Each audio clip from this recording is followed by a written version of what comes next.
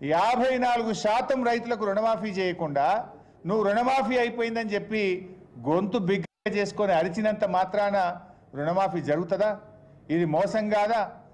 ఇంకా ఈయనేదో గొప్ప పని చేసినట్టు ఈ పాటి పనికి సిగ్గు లేకుండా ఆయన 100 మాదిగలు కలిసి రుణమాఫీ చేసినామని చెప్పి సంకల్పం గుద్దుకుంటున్నారు. వంది మాదిగలు ఇవాళ వంది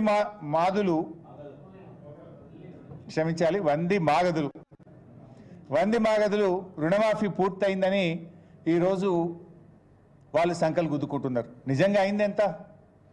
అయింది తక్కువ, కానటువంటి రైతులు ఎక్కువ. 54% మంది రైతులకు రుణమాఫీ కాలేదు. ఇవి నేను చెప్పిన లెక్కలు కాదు, స్వయంగా కేబినెట్ నిర్ణయాలు. కేబినెట్ అయిన తర్వాత ముఖ్యమంత్రే చెప్పిండు ఇది 31,000 కోట్లని 47 లక్షల మంది రైతులకు రుణమాఫీ చేస్తాం ఆగస్టు 15లోగా అన్నారు. కేబినెట్ నిర్ణయం అన్నారు, కానీ చేసింది 17,000 కోట్లు, జరిగింది 22 లక్షల మంది రైతులకు.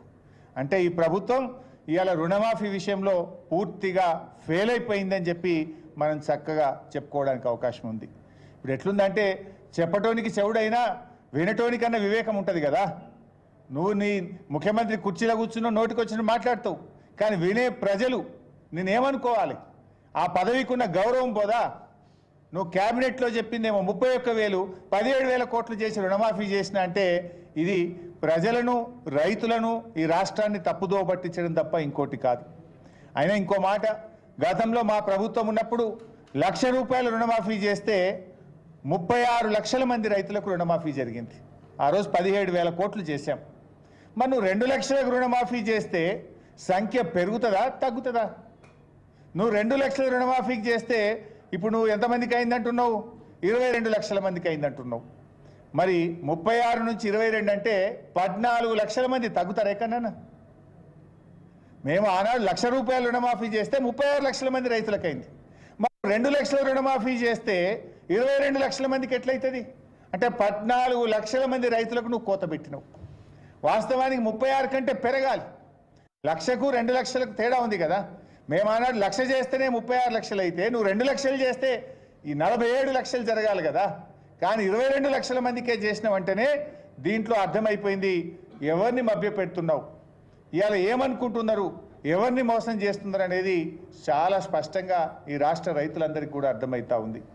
పట్టబగలు నట్టనడి బజార్లో ఇవాళ నిట్ట నిలువున రైతుల్ని ముంచి పరేషాన్ చేస్తున్నావు. నువ్వు నిజంగానే రుణమాఫీ అయిందనుకుంటున్నావా?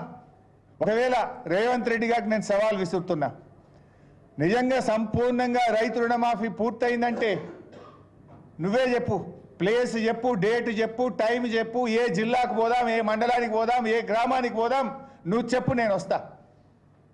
నా నియోజకవర్గానికి వస్తావా, నీ నియోజకవర్గానికి పోదామా, రాష్ట్రంలో ఎక్కడ పోదామో నువ్వే డిసైడ్ చేయి. అక్కడనే పోయి ఆ ఊర్లో రైతులను అడుగుదాం, కుల్లా రుణమాఫీ అయిందో కాలేదో తేల్చేద్దాం. ఊకే నువ్వు నోరున్నది కదా, మైక్ ఉన్నది కదా అని నోటికి వచ్చినట్టు మాట్లాడితే రుణమాఫీ కాదు. పోదాంపా, ఏ ఊరికి పోదామో, ఏ ఊర్లో నిన్న పోయి అడుగుదాం రుణమాఫీ సంపూర్ణంగా అయిందా కాలేదా.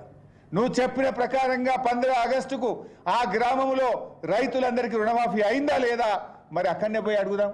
నేను ఉదాహరణ చెప్తా.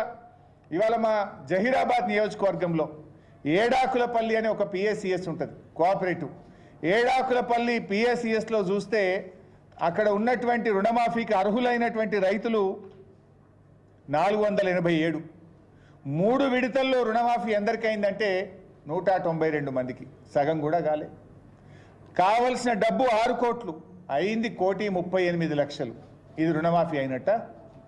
అదేవిధంగా నా నియోజకవర్గంలో తడకపల్లి అనే గ్రామం, సిద్దిపేట మండలం తడకపల్లి గ్రామంలో రుణమాఫీకి అర్హులు 720, అయింది 355.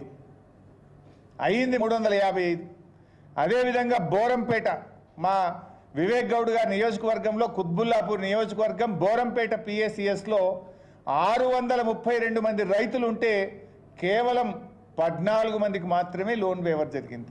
ఇక రుణమాఫీ అయిపోయిందని నువ్వు మాట్లాడబడుతుంది. నా నియోజకవర్గంలోని బక్రీ చెప్పాల్ వెల్కటూరులో రుణమాఫీకి అర్హులైన రైతులు 620, అయింది 320, కానటువంటి వాళ్ళు 400 మంది.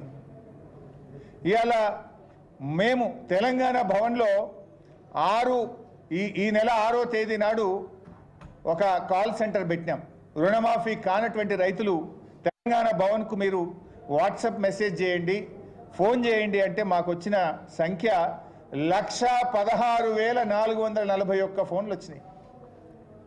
ఒక్క తెలంగాణ భవన్కు వచ్చిన సంఖ్య 1,16,441. మాకు రుణమాఫీ కాలేదు అని తెలంగాణ భవన్కు రైతులు ఫోన్ చేసినారు. ఇంత స్పష్టంగా రాష్ట్రంలో రైతులు మాకు రుణమాఫీ కాలేదంటే ఈయన గారేమో అయిపోయిందని చెప్పి మాట్లాడుతూ ఉన్నాడు. ఇవాళ రేవంత్ రెడ్డి గారు ఆయన మాట్లాడేది ఏంటంటే ఎంతసేపు మా మీద మాట్లాడే ప్రయత్నం చేస్తున్నాడు, నన్ను వ్యక్తిగతంగా నిందించే ప్రయత్నం చేస్తున్నాడు. నీ చరిత్ర ఏందో నా చరిత్ర ఏందో రాష్ట్ర ప్రజలకు తెలియదా? నేను నీలాగా మాట తప్పిటోని కాదు. ఏమన్నావు వెనకట, నువ్వు కొడంగల్లో ఓడిపోతే రాజకీయ సన్యాసం తీసుకుంటా అన్నావు. ఓడిపోలేదా నువ్వు? రాజకీయ సన్యాసం తీసుకున్నావా నువ్వు? మాట తప్పిన చరిత్ర నీకున్నది.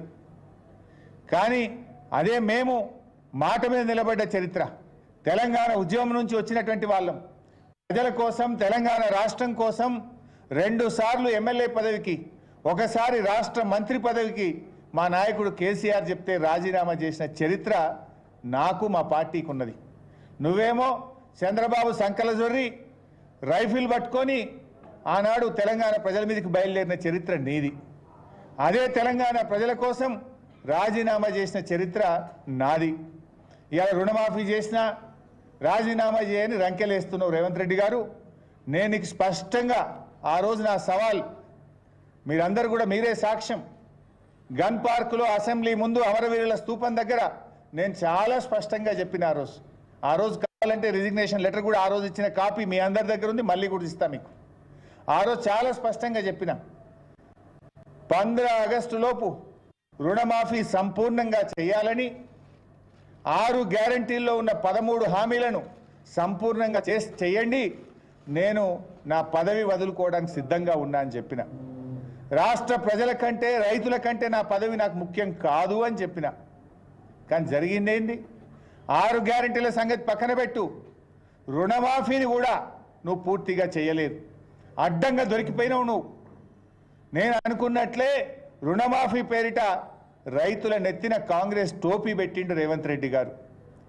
ఇది కవర్ చేసుకోవడానికి, తన డొల్లతనాన్ని, తన ఫెయిల్యూర్ను కవర్ చేసుకోవడానికి ముఖ్యమంత్రి గారి పదవి, ఆ పదవి యొక్క స్థాయిని దిగజార్చే విధంగా రోత ప్రచారం మొదలుపెట్టిండు. అధికారంలోకి వచ్చింది, మేము 2 లక్షల రుణమాఫీ చేస్తామని చెప్పిండ్రు మీరు. ఆనాడు ఎలక్షన్లలో కూడా రెచ్చగొట్టిండ్రు, పోండి తొందరగా అప్పులు తెచ్చుకోండి, మేము అధికారంలో రాగానే 2 లక్షల రుణమాఫీ చేస్తామన్నారు. పోనీ తీరా అధికారంలోకి వచ్చినాక జరిగింది ఏంటంటే 8 నెలలు గడిచినాక ఇవాళ రుణమాఫీకి గండి కొట్టినావు. అధికారం దక్కించుకోవడానికి మోసం, దక్కిన అధికారాన్ని నిలుపుకోవడం కోసం మోసం. నీ 8 నెలల ప్రయాణం అంతా కూడా